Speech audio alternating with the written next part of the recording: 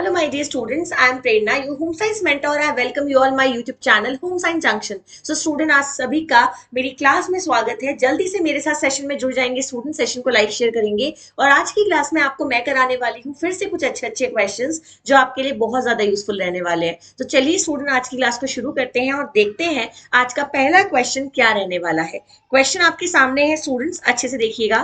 First question दिया गया है, एक बार अच्छे से देखेंगे स्टूडेंट। फर्स्ट क्वेश्चन आपके सामने है, only 3 states published the plan of child labour prevention act, those are. आपको बताना है कि केवल 3 राज्यों ने बाल श्रम निवारण अधिनियम की योजना प्रकाशित की थी, वे कौन से हैं? आपको ये बताना है कि only 3 state published the plan of child labour prevention act, those are. आपको बताना है कि वो 3 राज्य कौन से हैं। तो बताइए जल्दी से क्वेश्चन का आंसर यहाँ पे क्या हो जाएगा। सब लोगों को आंसर देना है स्टूडेंट्स एंड मुझे बताएंगे कि क्वेश्चन का सही आंसर यहाँ पे क्या बनेगा स्टूडेंट्स।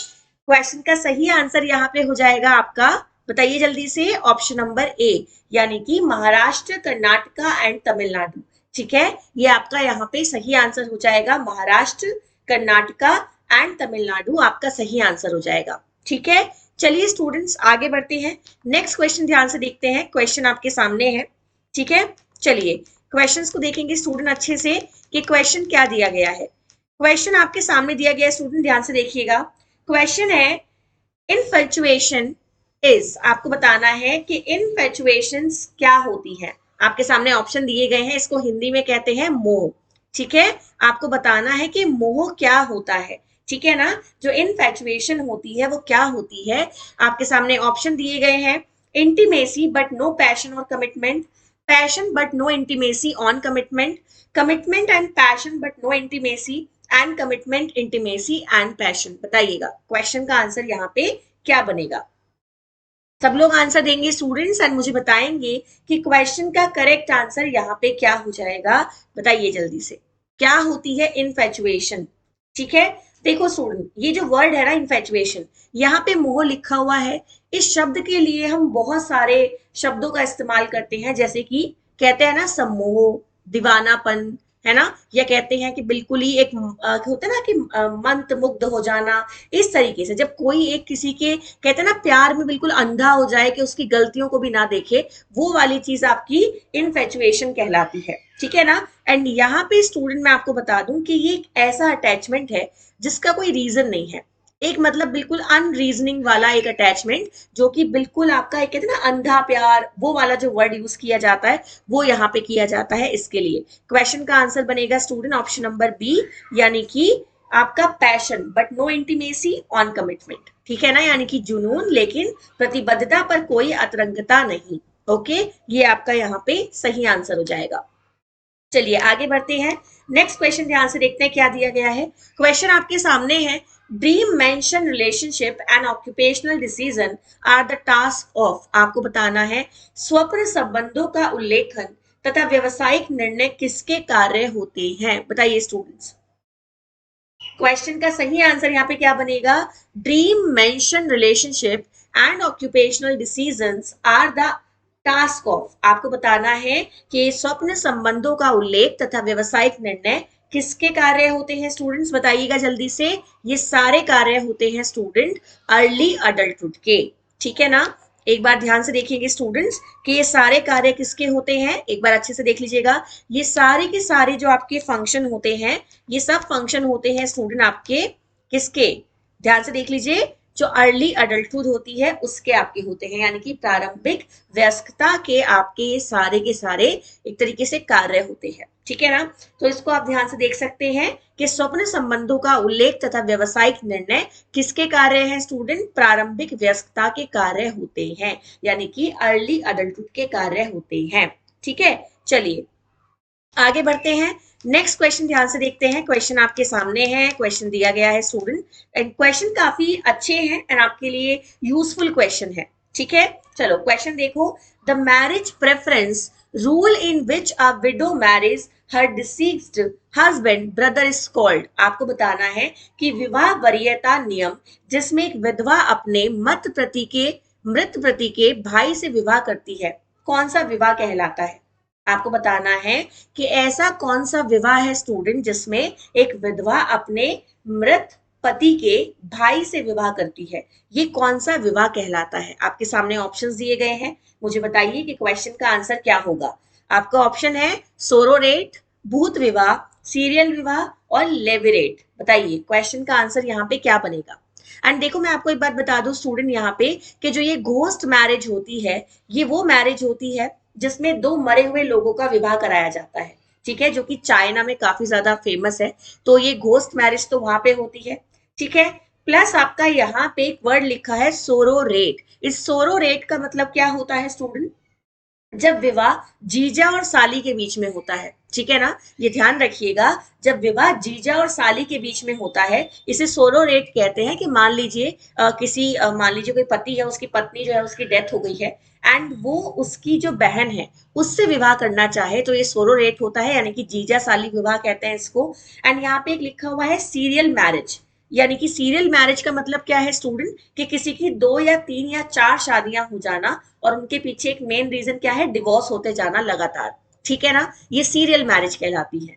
एंड लेविरेट क्या होता है स्टूडेंट? लेविरेट का मतलब होता है आपका देवर भाभी विवाह। यानी कि जब देवर किससे शादी करता है? अपनी भाभी से शादी करता है। इसका मतलब ये है कि जो पति है वो मृत हो जाए तो विवाह किससे कर दिया जाता है? देवर से कर दिया जाता है, ठीक है ना। सो यहाँ पे क्वेश्चन का सही आंसर क्या हो जाएगा स्टूडेंट? आपका ऑप्शन नंबर डी यहाँ पे सही आंसर हो जाएगा। चलिए आगे बढ़ते हैं। नेक्स्ट क्वेश्चन ध्यान से देखते हैं क्या दिया गया है। क्वेश्चन आपके सामने है, a marriage in which there is one wife but two or more husbands. ये कौन सा विवाह होता है? आपको बताना है कि ऐसा विवाह जिसमें एक पत्नी हो लेकिन दो या दो से अधिक पति हो, ऐसा कौन सा विवाह होता है? ये आपको बताना है स्टूडेंट्स। बताइए क्वेश्चन का आंसर यहाँ पे क्या बनेगा। ऐसा विवाह कौन सा विवाह होता है स्टूडेंट जिसमें पत्नी एक है बट पति एक से ज्यादा है? ऐसे विवाह को आप किस नाम से जानते हैं? पॉली एंड्री के नाम से जानते हैं, ठीक है ना, यानी कि बहुपतित्व के नाम से जानते हैं, पॉली एंड्री के नाम से जानते हैं। चलिए आगे बढ़ते हैं। नेक्स्ट क्वेश्चन ध्यान से देखते हैं क्या दिया गया है स्टूडेंट। क्वेश्चन आपके सामने है, क्वेश्चन अच्छे से देखिएगा। क्वेश्चन है, भरत और गीता अविवाहित है, उनकी कोई संतान नहीं है और साथ रहते हैं, वे एक कैसा परिवार कहलाएगा? भाई भरत है और गीता है, दोनों अनमैरिड है, उनका कोई बच्चा नहीं है, बट दोनों फिर भी क्या कहते हैं? साथ में रहते हैं, लिव टुगेदर। ये कौन सा आपका परिवार कहलाएगा? ये आपको बताना है कि भाई दो लोग हैं, एक लड़का है एक लड़की है, अविवाहित है, साथ में रहते हैं, कोई बच्चा नहीं है, ये किस तरीके का परिवार होता है? ये आपको बताना है स्टूडेंट। सो मुझे बताइए क्वेश्चन का सही आंसर यहाँ पे क्या हो जाएगा। ये आपका कौन सा परिवार होता है जिसमें आपका ये चीज देखने के लिए मिलती है कि अविवाहित लड़का लड़की साथ में रहते हैं और उनके कोई बच्चे नहीं होते हैं? ऐसे फैमिली को किस नाम से जाना जाता है? बताइए जल्दी से, बताइए भाई, सब लोग आंसर देंगे कि ऐसा विवाह आपका कौन सा, मतलब ऐसा जो आपका परिवार है वो कौन सा परिवार कहलाता है स्टूडेंट? इसको हम कहते हैं सहवास परिवार, यानी कि कोहैबिशन, ठीक है ना। ध्यान से देख लीजिएगा, ऐसी वाली फैमिली को आप कोहैबिशन के नाम से जानते हैं, यानी कि सहवास परिवार के नाम से जानते हैं। और इसमें लंबे समय तक एक लड़का और लड़की लिव इन रिलेशनशिप में रह रहे होते हैं, जिनके बीच में सेक्सुअल रिलेशनशिप होती है बट शादी नहीं हुई होती, और उनका लॉन्ग टर्म रिलेशन होता है, ये इसमें दर्शाया जाता है, ठीक है ना। चलिएगा, आई होप आपको चीजें समझ में आ रही होंगी। नेक्स्ट क्वेश्चन ध्यान से देखते हैं स्टूडेंट क्या दिया गया है। क्वेश्चन आपके सामने है, right stages to master gender consistency. बताइएगा क्वेश्चन का आंसर यहाँ पे क्या बनेगा। सब लोग बताएंगे right stages to master gender consistency, क्या बनेगा हमारे क्वेश्चन का सही आंसर। पहले क्वेश्चन को हिंदी में देख लीजिए, इंग्लिश में देख लीजिएगा, फिर क्वेश्चन को हिंदी में कर दूंगी, जिससे कि आप दोनों लोग हिंदी एंड इंग्लिश वाले क्वेश्चन को अच्छे से समझ पाए। सो आपको राइट स्टेजेस बतानी है जेंडर कंसिस्टेंसी की। एंड यहाँ पे जो ऑप्शंस दिए गए हैं वो सारे देखो जेंडर कंसिस्टेंसी से रिलेटेड है, ठीक है ना। बट आपको उनका सीक्वेंस बताना है कि पहला कौन सा है, दूसरा कौन सा है, तीसरा कौन सा है। अब यहाँ पे मैं आपको एक बात और बता देती हूँ स्टूडेंट, कि जो ये जेंडर कंसिस्टेंसी के बारे में बताया है, ये किसने बताया है, ये आपको बता देती हूँ। ये कोलबर्ग ने बताया है, ठीक है, नाम याद रखिएगा। किसने बताया है स्टूडेंट? ये कोलबर्ग ने बताया है। और कोलबर्ग ने इसके बारे में 3 स्टेजेस बताई हैं, जिसमें जो आपकी पहली स्टेज होती है वो होती है बाय एज 3, ठीक है ना। दूसरी होती है स्टूडेंट बाय एज 5 एंड तीसरी होती है बाय एज 7, ठीक है ना। इतना आप लोग ध्यान रखेंगे। ये 3 एजेस का टाइम मैंने आपको बता दिया है। अब बारी आ जाती है क्वेश्चन का आंसर बताने की। क्वेश्चन का आंसर बनेगा ऑप्शन नंबर ए। ध्यान से देखेंगे स्टूडेंट, क्वेश्चन का सही आंसर हो जाएगा ऑप्शन नंबर ए, यानी कि लेबलिंग, स्थिरता। एंड आपका क्या हो जाएगा यहाँ पे, यही आपका सही आंसर हो जाएगा। ठीक है, ध्यान से देख लीजिए एक बार, क्वेश्चन का सही आंसर क्या होगा, ऑप्शन नंबर ए, यानी कि gender labelling, gender stability, gender consistency. तो ये फर्स्ट हो गया, ये सेकंड हो गया, ये थर्ड हो गया, ठीक है ना। एंड यहाँ पे मैं आपको एक बात और बता दूं कि आपका यहाँ पे क्या देखा जाएगा स्टूडेंट, ये आपका 3 वाला एज हो गया, ये 5 वाला एज हो गया और ये 7 वाला एज हो गया। ठीक है, आई होप आपको क्वेश्चन समझ में आ रहा होगा। चलिए आगे बढ़ते हैं। नेक्स्ट क्वेश्चन ध्यान से देखते हैं स्टूडेंट, क्वेश्चन क्या दिया गया है। क्वेश्चन देखो अच्छे से।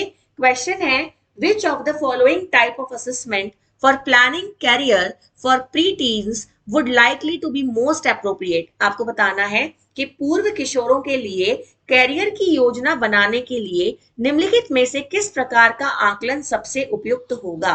बताइए स्टूडेंट्स, अगर आपको पूर्व किशोरों के लिए क्या करना है, करियर की योजना बनानी है, तो किस प्रकार का जो आकलन है स्टूडेंट, किस प्रकार की जो आपका असेसमेंट है वो सबसे ज्यादा यूजफुल रह सकता है यहाँ पे आपके लिए, ये आपको बताना है। तो मुझे बताइए क्वेश्चन का सही आंसर यहाँ पे क्या बनेगा, बताइए जल्दी से।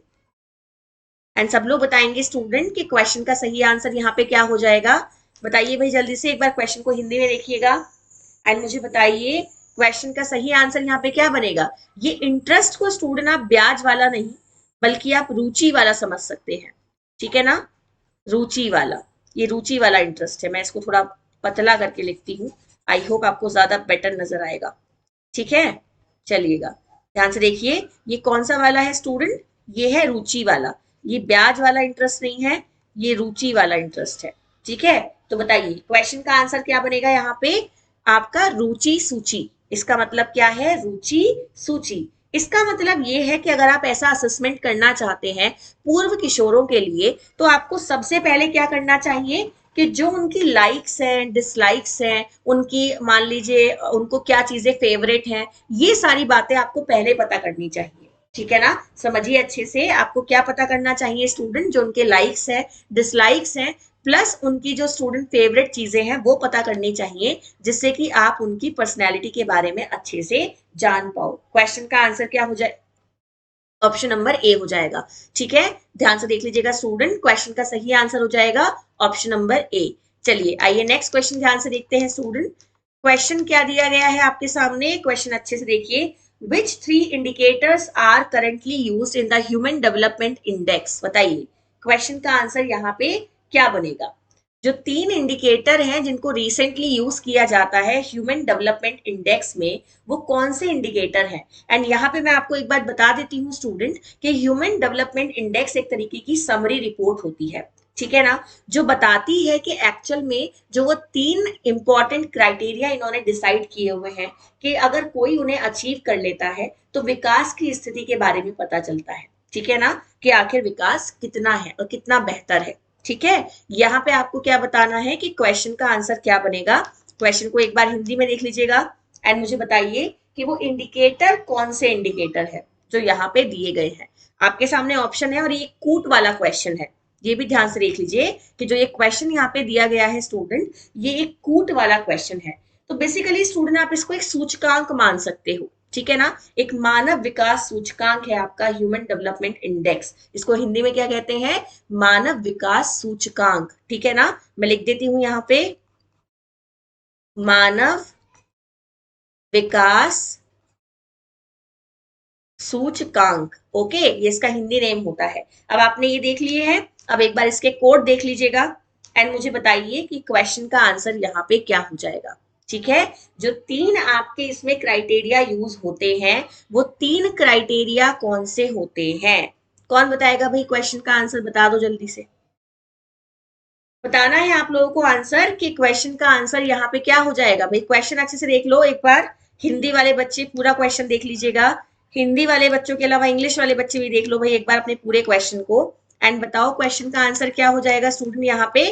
आंसर नंबर सी, यानी कि ए, बी और सी आपके आंसर में रहेगा। इसका मतलब ये है प्रति व्यक्ति वास्तविक जीएनपी यानी कि सकल राष्ट्रीय उत्पाद प्लस आपका जन्म दर, एंड थर्ड हो जाएगा आपका जन्म के समय जीवन प्रत्याशा। ठीक है ना, ये आपके यहाँ पे सही आंसर हो जाएंगे, यानी कि ऑप्शन हो जाएगा स्टूडेंट ए, बी एंड सी, ये आपका यहाँ पे सही आंसर हो जाएगा। ठीक है, चलिएगा आगे नेक्स्ट क्वेश्चन ध्यान से देखते हैं स्टूडेंट क्या दिया गया है।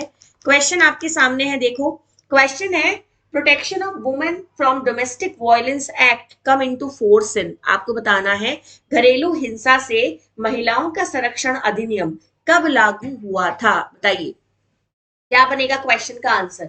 आपको बताना है कि घरेलू हिंसा से महिलाओं का संरक्षण अधिनियम कब लागू हुआ था, ये आप बताएंगे स्टूडेंट कि क्वेश्चन का आंसर यहाँ पे क्या बनेगा। बताओ भाई जल्दी से क्या होगा यहाँ पे क्वेश्चन का सही answer student. Domestic violence act कब आया था, बहुत बेसिक क्वेश्चन है एंड बहुत इंपॉर्टेंट क्वेश्चन है। आंसर हो जाएगा ऑप्शन नंबर बी, 2006 में आया था।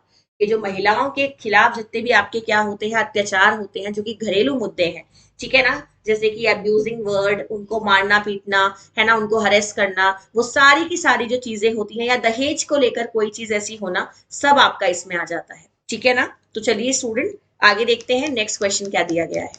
क्वेश्चन आपके सामने है भाई, अच्छे से देख लो एक बार।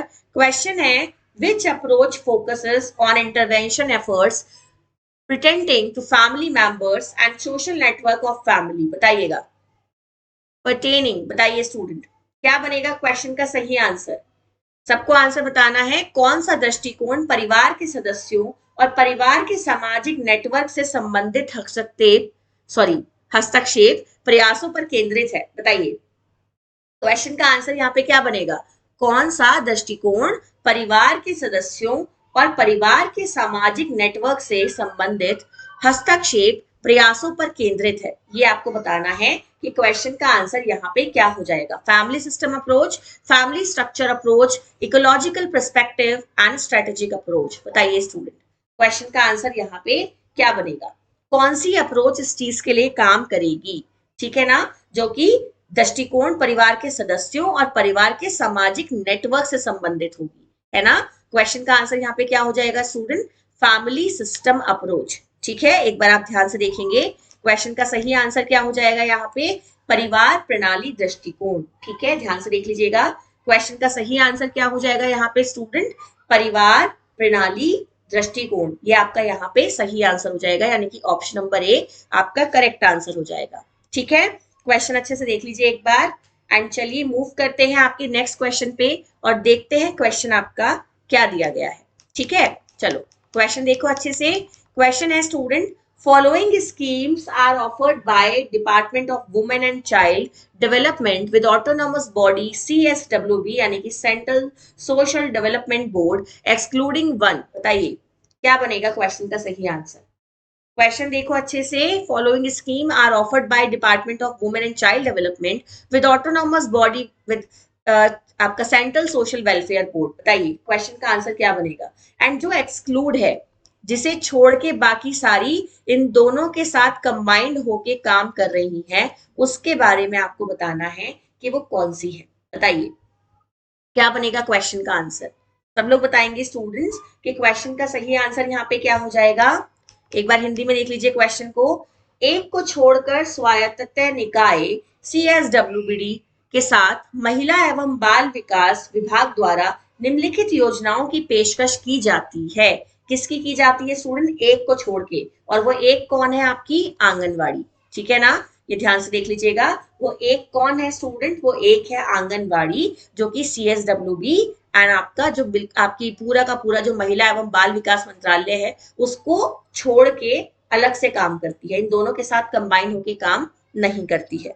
ठीक है, चलिए आइए नेक्स्ट क्वेश्चन ध्यान से देखते हैं। क्वेश्चन क्या दिया गया है, क्वेश्चन आपके सामने है, a barrier to communication is, आपको बताना है कि संचार में बाधा क्या होती है, बताइएगा coordination, cooperation, fear and adjustment, बताइए कम्युनिकेशन का बैरियर इनमें से कौन है, बताओ भाई। Adjustment, coordination, cooperation and fear, क्या बनेगा क्वेश्चन का सही आंसर। कम्युनिकेशन में बैरियर कौन है? संचार में बाधा कौन उत्पन्न करता है स्टूडेंट? संचार में बाधा उत्पन्न करने वाला होता है फियर, यानी कि भय। ठीक है ना, ध्यान से देख लीजिएगा। जो संचार में बाधा को उत्पन्न करता है वो होता है डर, यानी कि भय। ठीक है, चलिए आगे बढ़ते हैं। नेक्स्ट क्वेश्चन ध्यान से देखते हैं क्या दिया गया है। क्वेश्चन आपके सामने student, the three element of the process of the communication are depicted in the following model. बताइए क्वेश्चन का आंसर क्या बनेगा? The three elements of the process of the communication. अब आपको सिंपल सा फंडा है, यहाँ पर एक बात का ध्यान रखना है, कम्युनिकेशन के मॉडल की बात चल रही है ना, और थ्री एलिमेंट्स की बात चल रही है। ये वो कीवर्ड है जो आपको क्वेश्चन को समझने में हेल्प करेंगे। मैं हमेशा कहती हूँ कि कीवर्ड्स पे काम कीजिएगा और उसको समझ के क्वेश्चन को सॉल्व कीजिएगा। सो थ्री एलिमेंट्स, सबसे पहले तो ये ध्यान रखो, प्लस कम्युनिकेशन के मॉडल से जुड़े हुए हैं। क्वेश्चन का आंसर यहाँ पे क्या हो जाएगा स्टूडेंट? अब जब थ्री एलिमेंट्स की बात चल रही है तो आंसर तो एरिस्टोटल ही बनेगा ना। तो सोचो, जब भाई एरिस्टोटल है और तीन एलिमेंट की बात चल रही है तो आंसर तो फिर कुछ और हो ही नहीं सकता, आंसर तो आपका एरिस्टोटल ही बनेगा, है ना। एंड एरिस्टोटल ने कम्युनिकेशन के मॉडल में, यानी कि संचार की जो आपकी क्या है प्रक्रिया है, उसमें तीन तत्वों के बारे में बात की है। और वो तीन तत्व कौन से हैं स्टूडेंट्स? ध्यान से देख लीजिएगा, एक बार अच्छे से देखेंगे। ठीक है, वो आपके तीन तत्व कौन से हैं जो इन्होंने बताए हैं स्टूडेंट्स? Ethos,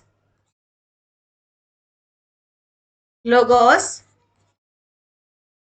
and pathos. ठीक है ना, EPL, इसको याद कर लो, एथॉस, पैथोस, लेगोस। ये इन्होंने तीन आपके एलिमेंट बताए हैं। एक बार ध्यान से इनको देख लीजिएगा, नोट डाउन कर लीजिएगा।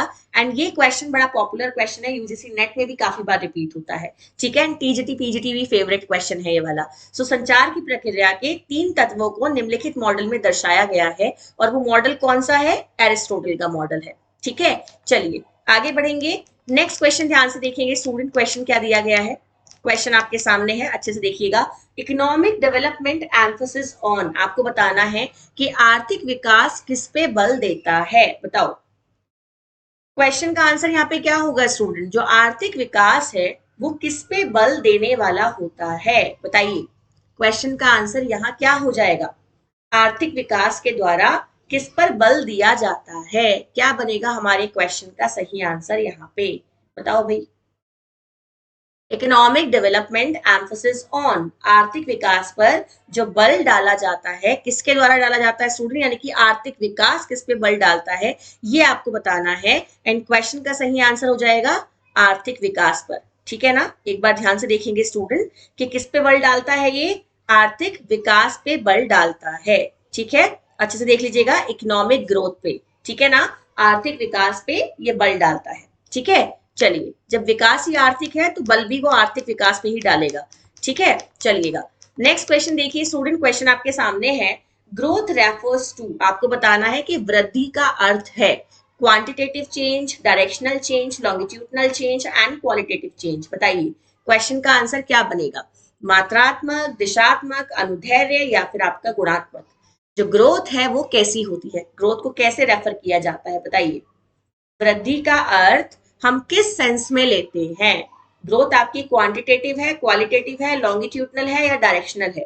क्वेश्चन का आंसर क्या बनेगा कि ग्रोथ कैसी होती है स्टूडेंट्स? एक बार अच्छे से देख लीजिएगा, जब हम बात करते हैं ग्रोथ के बारे में, ग्रोथ होती है क्वांटिटेटिव, यानी कि ग्रोथ आधारित होती है आपकी किस पे?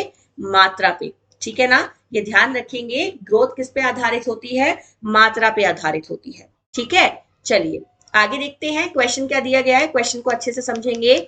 क्वेश्चन आपके सामने है स्टूडेंट, देखो अच्छे से क्या क्वेश्चन है। क्वेश्चन है मॉक स्टैंड्स फॉर, आपको बताना है जो मॉक है, मॉक की फुल फॉर्म क्या होती है। ये वर्ड बड़ा पॉपुलर है, यूजीसी नेट में काफी ये क्वेश्चन आता है कि मॉक की फुल फॉर्म क्या है या मॉक्स क्या होते हैं। तो देखो स्टूडेंट, यहाँ पे मैं आपको एक बात बता दूं कि जो ये मॉक होते हैं ये एक तरीके के ना फ्री वेब बेस्ड प्रोग्राम होते हैं। ठीक है, एक आपके फ्री वेब बेस्ड प्रोग्राम होते हैं, ऑनलाइन प्रोग्राम होते हैं, जो कि उन लोगों के लिए होते हैं जो कि डिस्टेंस लर्निंग कर रहे होते हैं। ठीक है ना, जो आपके डिस्टेंस लर्निंग कर रहे होते हैं उन लोगों के लिए होते हैं। तो बेसिकली मॉक एक तरीके का डिस्टेंस लर्निंग प्रोग्राम है। ठीक है ना, ये ध्यान रखेंगे, मॉक क्या है स्टूडेंट? एक तरीके का डिस्टेंस लर्निंग प्रोग्राम है, और इसकी फुल फॉर्म यहाँ पे क्या बन जाएगी student? Massive open online course. ठीक है, ध्यान से देख लीजिएगा, इसकी फुल फॉर्म हो जाएगी यहाँ पे मैसिव ओपन ऑनलाइन कोर्स, यानी कि जो आपका ये मॉक है इसकी फुल फॉर्म ये होती है और एक वेब बेस्ड प्रोग्राम है जो कि डिस्टेंस लर्निंग के लिए बनाया गया है। ठीक है, इतना आप लोग ध्यान रखेंगे। पेपर 1 में इसमें से काफी क्वेश्चन आते हैं क्योंकि उसमें एजुकेशन वाला पूरा पार्ट है आपका, एनआईसीटी भी है, तो वहां पे आपको इसके क्वेश्चन ज्यादा देखने के लिए मिलेंगे। ठीक है, चलिएगा नेक्स्ट क्वेश्चन ध्यान से देखते हैं स्टूडेंट। क्वेश्चन आपके सामने दिया गया है, person who influences innovation decision informally in a social system is termed as, बताइएगा। एक सामाजिक व्यवस्था में अनौपचारिक रूप से नवाचार निर्णयों को प्रभावित करने वाले व्यक्ति को क्या कहा जाता है? एक ऐसा व्यक्ति जो कि अनौपचारिक रूप से नवाचार निर्णयों को प्रभावित करता है। ठीक है ना, अनौपचारिक रूप से वो इनफॉर्मली क्या करता है स्टूडेंट, उन इन्फ्लुएंस करता है इनोवेशन डिसीजंस को। उस व्यक्ति को हम किस नाम से जानते हैं? बताइए क्या बनेगा यहाँ पे क्वेश्चन का सही आंसर स्टूडेंट। उस व्यक्ति को किस नाम से जाना जाता है? फैसिलिटेटर, एंड आपका ऑप्शन है, एक तो आपका फैसिलिटेटर हो गया, एंड आपका ओपिनियन लीडर हो गया, चेंज एजेंट हो गया, एंड की कम्युनिकेटर हो गया। बताइए क्वेश्चन का आंसर यहाँ पे क्या बनेगा? बताओ भाई, क्वेश्चन का आंसर यहाँ पे क्या बनेगा स्टूडेंट्स? हिंदी में क्वेश्चन को देखिए अच्छे से एंड बताइए कि क्वेश्चन का आंसर यहाँ पर क्या हो जाएगा।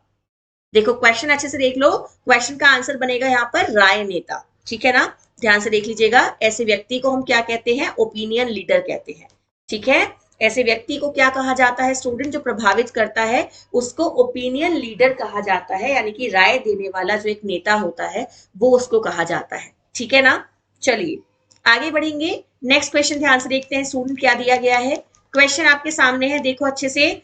From the following which is not a form of folk theatre, बताइएगा निम्नलिखित में से जो लोक नाट्य का रूप नहीं है वो कौन सा है? तमाशा, पोवाड़ा, साबुन, सॉरी यहाँ पे साबुन नहीं आएगा स्टूडेंट, ये सोप वर्ड यहाँ पे यूज किया जाता है, अभी आपको इसका मतलब बताऊंगी। ठीक है ना, एक बार ध्यान से देख लीजिएगा। सोप ओपेरा एंड नौटंकी, बताइए क्वेश्चन का आंसर यहाँ पे क्या बनेगा? सबको आंसर देना है कि क्या बनेगा student. Opera, Tamasha, powada and नौटंकी, इनमें से कौन आपका लोक नाट्य का रूप नहीं है? एंड देख लीजिएगा, नहीं वाला ऑप्शन आपको चुनना है, नॉट वाला ऑप्शन आपको चुनना है। तो मुझे बताएंगे कि क्वेश्चन का आंसर यहाँ पे क्या बनेगा? बताओ भाई जल्दी से। देखिए क्वेश्चन का सही आंसर हो जाएगा यहाँ पे सोप ओपेरा। अब ये ओपेरा होता क्या है, चलिए आपको ये बता देती हूँ। ये स्टूडेंट एक तरीके का ना धारावाहिक कार्यक्रम होता है, आपने देखे भी होंगे टीवी पे। धारावाहिक कार्यक्रम होता है जो कि रेडियो या टीवी पे आता है। ठीक है ना, और ये ऐसा कार्यक्रम होता है स्टूडेंट जो किसी पर्टिकुलर एक ग्रुप की ना वास्तविक समस्याओं से जुड़ा हुआ होता है। ठीक है, ये ध्यान रखेंगे, जो उनकी जीवन से जुड़ी हुई समस्याएं हैं उन पे आधारित आपका एक तरीके का क्या होता है स्टूडेंट, एक सीरियल समझ लीजिएगा, एक आपका मान लीजिए कोई नाटक समझ लीजिएगा, एक ऐसा नाटक जो कि टीवी और आपके किस पे आता है? रेडियो पे आता है। ठीक है, सो ओपेरा यहाँ पे आपका सही आंसर हो जाएगा। चलिए आगे बढ़ते हैं। नेक्स्ट क्वेश्चन ध्यान से देखते हैं स्टूडेंट क्या दिया गया है। क्वेश्चन आपके सामने है, गुड कम्युनिकेशन रिक्वायर्स, एक अच्छे संचार की आवश्यकता क्या होती है ये आपको बताना है। बताओ भाई, एक अच्छा संचार क्या डिमांड करता है? Clarity, honesty, less information and fear, क्या बनेगा क्वेश्चन का सही आंसर? बता दो जल्दी से। एक अच्छे संचार की आवश्यकता क्या होती है, ये आप मुझे बताएंगे स्टूडेंट्स के क्वेश्चन का आंसर यहाँ पे क्या हो जाएगा? बता दो जल्दी से। एक अच्छे कम्युनिकेशन की क्या रिक्वायरमेंट होती है स्टूडेंट? क्लैरिटी, यानी कि वो स्पष्ट होना चाहिए। जितना क्लियर होगा उतना बेहतर है, क्योंकि उतना ही ज्यादा समझ में आएगा। अगर क्लियर नहीं होगा तो समझ नहीं आएगा, है ना। चलिए आगे नेक्स्ट क्वेश्चन ध्यान से देखते हैं। क्वेश्चन क्या दिया गया है स्टूडेंट? क्वेश्चन आपके सामने है। क्वेश्चन देखो, ए रिपोर्टर इज, रिपोर्टर कौन व्यक्ति होता है student? A person who rights research paper on any topic, a good writer who is popular with public, anyone who publishes his writing online, and a person who interviews, writes and publishes। बताइए question का answer यहाँ पे क्या हो जाएगा? ए reporter is, reporter कौन व्यक्ति होता है ये आप मुझे बताएंगे। तो बताइए स्टूडेंट्स क्वेश्चन का सही आंसर क्या हो जाएगा? आप किसे एक रिपोर्टर का नाम देंगे? अब एक बार क्वेश्चन को हिंदी में देखने की बारी आ जाती है भाई, वरना हिंदी वाले बच्चे हमारे निराश हो जाएंगे कि मैम हिंदी में क्वेश्चन को शो नहीं करती है। तो बताइए एक पत्रकार कौन है? एक व्यक्ति जो किसी विषय पर शोध लिखता है, एक अच्छा लेखक जो जनता के बीच लोकप्रिय है, कोई भी जो अपने लेखन को ऑनलाइन प्रकाशित करता है, एक व्यक्ति जो साक्षात्कार लिखता है और प्रकाशित करता है। बताइए क्वेश्चन का आंसर यहाँ पे क्या बनेगा? सब लोग आंसर बताएंगे स्टूडेंट, एंड बताएंगे कि क्वेश्चन का आंसर यहाँ पे हो क्या जाएगा। बताओ भाई, क्या बनेगा स्टूडेंट? क्वेश्चन का सही आंसर यहाँ पे ऑप्शन नंबर डी बनेगा, एक व्यक्ति जो साक्षात्कार लिखता है और प्रकाशित करता है। ठीक है ना? ऐसा व्यक्ति जो क्या करता है स्टूडेंट, साक्षात्कार को लिखता है और उसको प्रकाशित करता है, उसको क्या कहा जाता है? पत्रकार कहा जाता है। ठीक है, एक बार क्वेश्चन को इंग्लिश में देख लीजिएगा एंड आपका आंसर हो जाएगा, a person who interviews, rights and publish. ठीक है ना? उसे हम क्या कहते हैं? रिपोर्टर कहते हैं। चलिए आगे बढ़ते हैं। नेक्स्ट क्वेश्चन ध्यान से देखते हैं स्टूडेंट, क्वेश्चन क्या दिया गया है आपके सामने आ गया क्वेश्चन। क्वेश्चन देखो, a statement of situation, objectives, problem and solution is known as. आपको बताना है स्थिति, उद्देश्यों, समस्या और समाधान के कथन को क्या कहते हैं? बताइएगा। क्वेश्चन देखिए अच्छे से। आपका क्वेश्चन है statement of situation, objectives, problems and solution is known as extension programme, evaluation, plan of work and calendar of work. बताइए क्वेश्चन का आंसर यहाँ पे क्या हो जाएगा? सब लोग आंसर देंगे भाई कि statement of situation, objective, problem and solution is known as, क्या बनेगा हमारे क्वेश्चन का सही आंसर? बताओ भाई जल्दी से, क्या हो जाएगा स्टूडेंट यहाँ पे सही आंसर? विस्तार कार्यक्रम, यानी कि एक्सटेंशन एजुकेशन। ओके, क्वेश्चन का सही आंसर यहाँ पे क्या हो जाएगा स्टूडेंट? ध्यान से देख लीजिएगा, एक्सटेंशन एजुकेशन आपका यहाँ पे सही आंसर हो जाएगा। ठीक है, तो आंसर बन गया आपका एक्सटेंशन एजुकेशन। चलिए एक बार क्वेश्चन को हिंदी में फिर से देख लीजिएगा। आगे बढ़ते हैं नेक्स्ट क्वेश्चन पे और देखते हैं क्वेश्चन अगला आपके सामने क्या आने वाला है। चलिए क्वेश्चन देखिएगा क्या दिया गया है student. Summative evaluation take place, आपको बताना है योगात्मक मूल्यांकन कब होता है? In the beginning, in the middle, at the end, after regular interval. बताइए क्वेश्चन का आंसर यहाँ पे क्या बनेगा? आपको बताना है कि जो समेटिव इवैल्यूएशन होता है वो कब होता है? In the beginning, in the middle, in the end, या फिर आफ्टर रेगुलर इंटरवल्स। क्या होगा हमारे क्वेश्चन का सही आंसर? बताइए भाई, सब लोग बताएंगे कि क्वेश्चन का सही आंसर क्या हो जाएगा यहाँ पे? समेटिव इवैल्यूएशन हमेशा कब होता है स्टूडेंट? एट द एंड, यानी कि अंत में होता है। ठीक है ना? फॉर्मेटिव आपका लगातार चलता है, शुरू से होता है, एंड समेटिव आपका क्या होता है स्टूडेंट? हमेशा लास्ट में होता है। जैसे पूरा कोर्स करने के बाद हमें मार्कशीट मिलती है ना, समझ लीजिए वो हमारा एक समेटिव इवैल्यूएशन होता है। ठीक है ना? सो आपका ये कब होता है स्टूडेंट? अंत में होता है। इतना आप लोग ध्यान रखेंगे। ठीक है, चलिए आगे बढ़ते हैं। नेक्स्ट क्वेश्चन ध्यान से देखते हैं स्टूडेंट क्या दिया गया है। साइकोमोटर डोमेन डील्स विद, आपको बताना है कि जो साइकोमोटर डोमेन होते हैं वो किस चीज से संबंधित होते हैं? तो बताइए स्टूडेंट्स, क्या बनेगा क्वेश्चन का सही आंसर? आपके साइकोमोटर डोमेन किस चीज से रिलेटेड होते हैं? भावनाओं से, व्यवहारिक कौशल से, बौद्धिक क्षमता से, या फिर ज्ञान से? बताइएगा क्या बनेगा यहाँ पे क्वेश्चन का सही आंसर? सब लोग बताएंगे स्टूडेंट कि साइकोमोटर डोमेन किस चीज के साथ डील करते हैं? तो क्वेश्चन का सही आंसर क्या बनेगा यहाँ पे? प्रैक्टिकल स्किल्स के साथ, यानी कि जो व्यवहारिक कौशल होते हैं उनके साथ में साइकोमोटर डोमेन आपके क्या करते हैं? डील करते हैं। ठीक है ना? इतना आप लोग ध्यान रखेंगे। आई होप आपको जो ये क्वेश्चन हैं ये समझ में आ रहे होंगे। चलिए आइए नेक्स्ट क्वेश्चन ध्यान से देखते हैं स्टूडेंट, क्वेश्चन क्या दिया गया है। क्वेश्चन आपके सामने है भाई, एक good extension programme should be, एक अच्छा विस्तार कार्यक्रम कैसा होना चाहिए? बताइएगा। Flexible, rigid, problematic and formal. बताइए। अब कुछ लोग ये भी कह सकते हैं कि भाई अच्छा प्रोग्राम है तो रिजिड होगा तभी अच्छा होगा, बट कुछ लोग ये भी कह सकते हैं कि फ्लेक्सिबल होगा तो अच्छा होगा। तो बताइए कि एक एक्सटेंशन प्रोग्राम कैसा होना चाहिए? फ्लेक्सिबल, रिजिड, प्रॉब्लमैटिक और फॉर्मल। बताइए क्या बनेगा क्वेश्चन का सही आंसर? बताइए स्टूडेंट्स, क्वेश्चन का सही आंसर यहाँ पे क्या हो जाएगा? हमेशा एक एक्सटेंशन प्रोग्राम को लचीला होना चाहिए, फ्लेक्सिबल होना चाहिए। ठीक है, चलिए आगे नेक्स्ट क्वेश्चन ध्यान से देखते हैं स्टूडेंट, क्वेश्चन क्या दिया गया है। क्वेश्चन आपके सामने देखिएगा, विच of the following is not a characteristics of extension education. आपको बताना है निम्नलिखित में से कौन सी विस्तार शिक्षा की विशेषता नहीं है? बताओ क्या बनेगा क्वेश्चन का सही आंसर? इनमें से विस्तार शिक्षा की जो विशेषता नहीं है वो कौन सी नहीं है? बताइए। क्वेश्चन का आंसर यहाँ पे क्या हो जाएगा स्टूडेंट? निम्नलिखित में से कौन सी विस्तार शिक्षा की विशेषता नहीं है? Need based education, school education, flexible education and multi dimensional education. बताइए क्या बनेगा हमारे क्वेश्चन का सही आंसर? एक बार क्वेश्चन को हिंदी में देख लीजिएगा। आवश्यकता आधारित शिक्षा, स्कूली शिक्षा, लचीली शिक्षा, बहुआयामी शिक्षा। विशेषता नहीं है, नहीं वाले वर्ड पे भी इक्वल फोकस रखना है और उसके बाद आंसर लगाना है। तो बताइए क्वेश्चन का सही आंसर क्या बन जाएगा स्टूडेंट? यहाँ पे स्कूली शिक्षा। जो प्रसार शिक्षा की, विस्तार शिक्षा की विशेषता नहीं है वो यही है कि वो स्कूली शिक्षा नहीं होती। ठीक है ना? स्कूल के बाहर दी जाने वाली शिक्षा है, वो शिक्षा स्कूल में नहीं दी जाती है। तो स्कूल एजुकेशन यहाँ पे आपका सही आंसर हो जाएगा। ठीक है, चलिए आगे बढ़ते हैं स्टूडेंट्स। नेक्स्ट क्वेश्चन ध्यान से देखते हैं क्या दिया गया है। क्वेश्चन आपके सामने है, the social relationship are direct face to face and informal is. बताइए क्वेश्चन देख लीजिए। सामाजिक संबंध सीधे आमने सामने और अनौपचारिक होते हैं कौन से वाले ग्रुप में? प्राइमरी ग्रुप में, सेकेंडरी ग्रुप में, वॉलंटरी ग्रुप में और आपके कॉन्ग्रेट ग्रुप में? बताइएगा, बताइए आपके primary, secondary, voluntary and congregate कौन से वाले आपके ग्रुप में जो संबंध होते हैं वो आमने सामने होते हैं एंड आपके अनौपचारिक होते हैं, इनफॉर्मल होते हैं? क्या बनेगा क्वेश्चन का सही आंसर स्टूडेंट्स? बताओ भाई एक बार, ऐसा कौन सा होगा?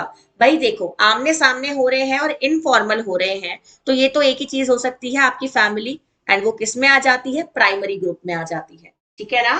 वो किस में आ जाएगी स्टूडेंट? प्राइमरी ग्रुप में आ जाएगी, यानी कि आपकी family.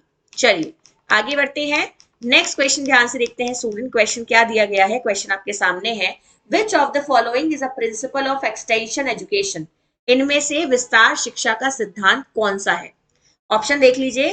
Principle of understanding and translation, principle of need and interest, principle of centralization and principle of passive participation. बताइए क्वेश्चन का आंसर यहाँ पे क्या हो जाएगा? बता दो जल्दी से, बताइए भाई स्टूडेंट्स, क्या बनेगा हमारे क्वेश्चन का सही answer? Principle of understanding and translation, principle of need and interest, principle of centralization and principle of passive participation. बताइएगा। एंड देखो एक बात का ध्यान रखना कि जहां भी ये पैसिव वाला वर्ड जुड़ जाता है, समझ लीजिएगा वहीं पे आपको क्या होगा, चीजों को समझना शुरू करना पड़ेगा। ठीक है ना? तो अब ये समझिए कि निम्नलिखित में से विस्तार शिक्षा का सिद्धांत कौन सा है? हमें हमेशा कहा जाता है एक्टिव एक्टिव एक्टिव एक्टिव, यानी कि एक्टिव रहो, एक्टिव लर्निंग, एक्टिव पार्टिसिपेशन। तो जिस ऑप्शन में पैसिव है वो तो कभी सही होगा नहीं, है ना? क्वेश्चन का आंसर क्या बन जाएगा? आवश्यकता और आपका किस पे आधारित? रुचि पे आधारित। ठीक है, ध्यान से देख लीजिए स्टूडेंट, किस पे बनेगा ये आपका? जो आवश्यकता है, आवश्यकता एंड इंटरेस्ट। तो अगेन मैं आपके किस वर्ड को लिखूंगी यहाँ पे? रुचि। ठीक है जी, चलिएगा ध्यान से देख लीजिए। आवश्यकता और रुचि पे आधारित होता है इसका सिद्धांत, यानी कि principle of need and interest. ये आपका यहाँ पे सही आंसर हो जाएगा। एक बार हिंदी में क्वेश्चन को ध्यान से देख लीजिएगा। चलिए आगे बढ़ते हैं। आपका नेक्स्ट क्वेश्चन देखते हैं स्टूडेंट, जो आपका लास्ट क्वेश्चन रहने वाला है। और वो क्वेश्चन क्या है आपका? Which of the following method is student centric and most interactive? Question देखो, निम्नलिखित में से कौन सी विधि छात्र केंद्रित और सबसे अधिक संवादात्मक है? बताइए, आपको बताना है छात्र केंद्रित कौन सी है और ऐसी जिसमें बच्चा आपस में सबसे ज्यादा इंटरेक्शन करेगा, यानी कि बातचीत जिसमें सबसे ज्यादा होगी, वो इनमें से कौन सी विधि है? बताइए, seminar, lecture, symposium and group discussion. क्या बनेगा क्वेश्चन का सही आंसर? सबसे ज्यादा इंटरेक्शन और सबसे ज्यादा जो आपकी स्टूडेंट सेंट्रिक विधि है वो कौन सी होगी, जहां पे बच्चा सबसे ज्यादा डिस्कशन कर सकता है? बताइए, इंटरेक्शन डिस्कशन सेम बात है, जहां पे सबसे ज्यादा इंटरेक्शन होगा वो कौन सी विधि होगी? ग्रुप डिस्कशन होगा। ठीक है ना? सो ये थे स्टूडेंट आज की क्लास के आपके क्वेश्चन। आइए अब दिखा देते हैं आपको आपका homework question. And homework question के आपकी कुछ ऐसे रिक्वेस्ट थी कि जो आपके प्रीवियस होमवर्क क्वेश्चन है उनके आंसर आपको बता दिए जाएं। तो आपको सारी वीडियोस के नीचे पिन सेक्शन में आपको जहां कमेंट होते हैं वहां पिन कर दिए जाएंगे आपकी हर क्लास के होमवर्क क्वेश्चन के आंसर, जिससे कि आप लोग अपने आंसर को मैच कर सको। ठीक है, आज का होमवर्क क्वेश्चन ध्यान से देख लीजिएगा। हरित क्रांति के लिए निम्नलिखित में से कौन उत्तरदायी है? ये आपका आज का होमवर्क क्वेश्चन है एंड इसका आंसर आपको कल की क्लास में बता दिया जाएगा। सो अब से पहले की जो बाकी क्लासेस के होमवर्क क्वेश्चन है उनको आपको कमेंट सेक्शन में पिन कर दिया जाएगा आंसर, तो आप वहां से उसको कॉपी कर सकते हैं। ठीक है, तो आई होप आपको सेशन अच्छा लगा होगा। अच्छा लगा है तो सेशन को लाइक शेयर कीजिएगा एंड आई होप क्वेश्चंस आपको अच्छे लग रहे होंगे क्योंकि अब न्यू क्वेश्चंस आप लोगों के सामने रहते हैं। तो सेशन को लाइक शेयर कीजिएगा एंड रेगुलर मेरे साथ जुड़ना ना भूले मेरी यूट्यूब क्लासेस में on my YouTube channel home science junction. So bye students, good night, take care. And आप लोग मुझे फॉलो कर सकते हैं इंस्टाग्राम पे एंड मुझे ज्वाइन कर सकते हैं टेलीग्राम पे। Bye, take care, good night.